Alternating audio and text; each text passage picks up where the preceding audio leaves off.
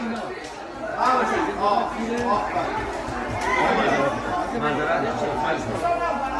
قرآنی بگیره میگه رو به جلو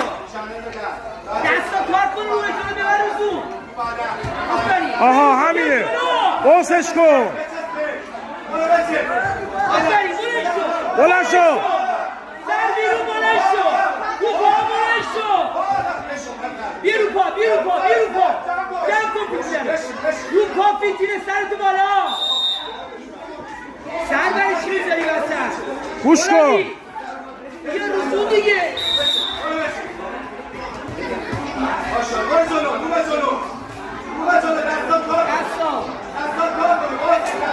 آها دیدی؟